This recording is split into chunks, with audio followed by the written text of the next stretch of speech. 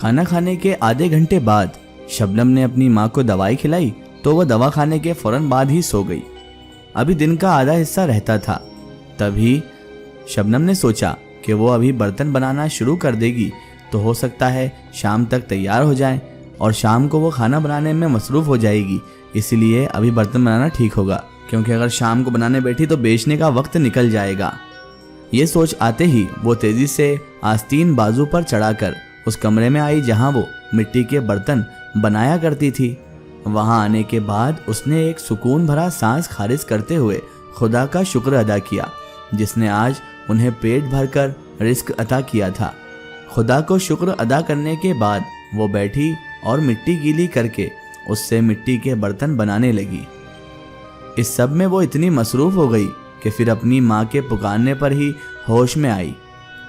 होश में जो दरवाजे की दहलीज में खड़ी उससे कह रही थी कि अब बस कर दो, शाम होने वाली है बेटा, बाकी के काम कल कर लेना।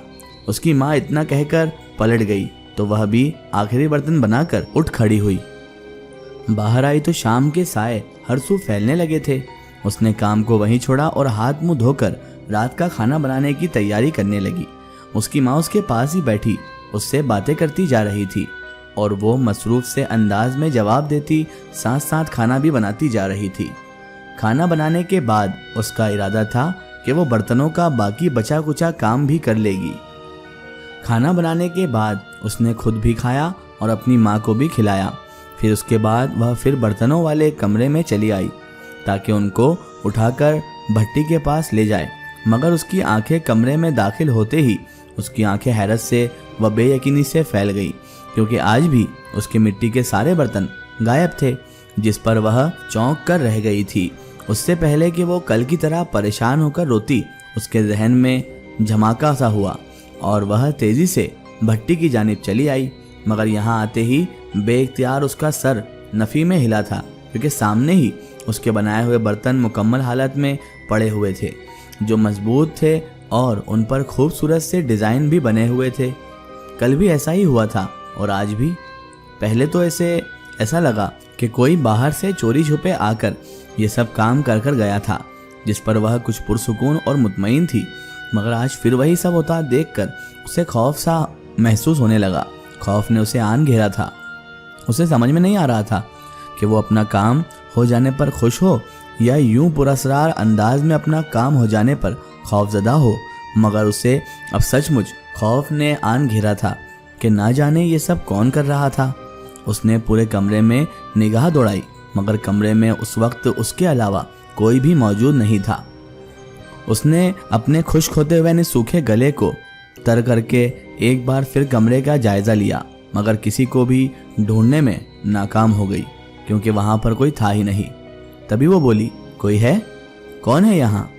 उसने रुहासे अंदाज में पूछा, मगर उसकी आवाज़ कमरे की दीवारों से गूंजती वापस उसी तक आ गई। कौन कर रहा है ये सब? बताओ मुझे, कौन हो तुम? शबनम ने एक बार फिर ऊंची आवाज़ में कहा, मगर उसे कोई नज़र नहीं आया। तभी किसी ने उसके कंधे पर हाथ रखा, जिस पर शबनम की आंखें खौफ से फैल गई। वो खौफजदा हो गई और उछलकर उसके वजूद से दूर हुई जिसने उसके कंधे पर हाथ रखा था। उसने चीखते हुए पलटकर देखा तो अपनी जगह साकित रह गई, क्योंकि सामने कोई और नहीं बल्कि उसकी अपनी माँ सलमा खड़ी थी, जो परेशानी से उसे देख रही थी। क्या हुआ बेटा, तुम चीखी क्यों? उसकी माँ ने जब ये पूछा तो वो बेसाख्ता रोती हुई उसके गले लग गई। क्या हुआ है बेटा, तुम मुझे डरा रही हो, बताओ तो सही हुआ क्या है? उसकी माँ ने फिक्र में मुब्तला होकर उससे कहा तो वो अपनी माँ से अलग हुई और अपनी माँ को देखने लगी। यहाँ कोई है अम्मा? हमारे अलावा भी यहाँ कोई है जिसने कल भी मेरा अधूरा काम पूरा कर दिया था और आज भी उसने मेरे सारे बर्तन मुकम्मल कर दिए हैं। वो देखो, शबनम ने रोते हुए कहकर मिट्टी के बर्तनों की तरफ इशारा किया, जो कल से भी ज्यादा खूबसूरत बेल बूटों से सजे हुए थे। उसकी माँ सकीना भी ये सब सुनकर परेशान हो गई और उलझकर सोचने लगी कि आखिर ये सब करता कौन है, वो भी तब जब उनके घर में कोई आता भी नहीं है। अल्लाह हमारे हालात जानता है और उसी ने यकीनन हमारी मदद करने को अपना कोई फरिश्ता भेजा होगा बेटा, और फरिश्ते इंसानों के सामने नहीं आते। तू डर मत, यकीनन ये सब अल्लाह का भेजा गया फरिश्ता ही करता होगा। सलमा ने कुछ सोचकर अपनी बेटी को बहलाना चाहा। सच में अम्मा, ऐसा हो सकता है क्या? शबनम ने बेयकीनी से पूछा तो वह सिरत से सर हिला गई, जिस पर शबनम ने सुख का सांस लिया, वरना वो तो बेहद डर गई थी। अच्छा चल, अब जाकर सो जा, बेहद थक गई होगी तू, आज तुमने काम भी बहुत ज्यादा किया है। सलमा ने उसे अपने बाएं बाजू से हिसार में मुकीद करते हुए कहा। तो वह सर हिलाती हुई एक नज़र उन सभी खूबसूरत बर्तनों के आराइश से मजीद बर्तनों पर एक गहरी नज़र डालती अपनी माँ के साथ सोने चले गई कि वो सच में बेहद थकी गई थी। वो और उसकी माँ एक ही कमरे में सोते थे कि दूसरे कमरे में उसने बर्तनों के बनाने का काम शुरू कर रखा था। वह सोने से पहले काफ़ी देर तक पिछले 2 दिनों के वाक़यात को सोचती रही। उसने कभी किसी से नहीं सुना था कि किसी फरिश्ते ने उसकी मदद की हो। मौइज़ों के बारे में उसने सुना था कि होते हैं, मगर अपनी आंखों से कभी कोई मौइज़ा होते हुए नहीं देखा था, और अब उसे लग रहा था जैसे उनके साथ भी मौइज़ा हो रहा है, और वह इसी बारे में सोचती सोचती गहरी नींद में उतर गई थी। अगली सुबह वो मामूल के मुताबिक उठी, नाश्ता बनाया, खुद भी किया और माँ को भी करवाया, और उसके बाद उसने वह खूबसूरत सजे हुए बर्तन अपनी चादर में बांधे और बाजार की तरफ रवाना हो गई, और हमेशा की तरह बाजार के कोने में अपनी मखसूस जगह पर चादर पर बर्तन तरतीब से लगाकर बैठ गई।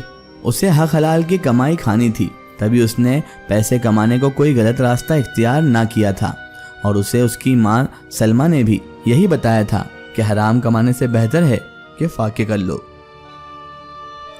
वो यही अपने बर्तनों के पास बैठी ग्राहकों का इंतजार कर रही थी, और फिर कुछ ही देर में उसका इंतजार खत्म हुआ था और जल्दी ग्राहक उसके पास आते उसके बर्तन कल से भी 2 गुनी रकम में खरीदने लगते। सबको ऐसे ही मिट्टी के बने बर्तन चाहिए थे, और सब जुग दर जुग उससे बर्तन खरीदते चले जा रहे थे, जिस पर उसे काफ़ी हैरत थी कि पहले कभी उसके पास ग्राहकों का इतना रश नहीं था, इतनी भीड़ नहीं थी। बस इक्का दुक्का लोग ही मिट्टी के बर्तन खरीदते थे, वो भी बेहद कम दामों में, और आगे बढ़ जाते, और आज तो 2 घंटों में ही सारे बर्तन बिक गए थे। 2 घंटे बाद उसने अपने पैसे गिने तो वो कल से 3 गुना ज़्यादा थे, जिस पर वो आज फिर कल की ही तरह बेहद खुशी से चिल्लाई और खुशी खुशी घर के लिए सामान लेती घर की तरफ रवाना हो गई। वो अब बेहद खुश रहने लगी थी, क्योंकि उसके साथ मौइज़ा हो रहा था, और उसके कच्चे बर्तन खुद ही बनकर मजबूत हो जाते और उन पर खूबसूरत डिज़ाइन बन जाते। उसे इस बात पर यकीन आ चुका था कि उसकी मदद अल्लाह का भेजा हुआ कोई फरिश्ता करता है। अब हर रोज़ कच्चे बर्तन बनाकर छोड़ देती, जो खुद ब खुद ही मुकम्मल हो जाते, और फिर वो बर्तनों को बाजार में जाकर बेच देती। मगर इसकी हैरत और खुशी की बात यह थी कि उसकी कमाई में दिन ब दिन इजाफा होता जा रहा था, जिससे उनके हालात संभलने लगे थे और उनको अब फाके नहीं करने पड़ते थे, जिस पर वह दोनों माँ बेटियां बेहद खुश थी। इसका एक ही स्टोरी हम देखेंगे इसके अगले पार्ट में।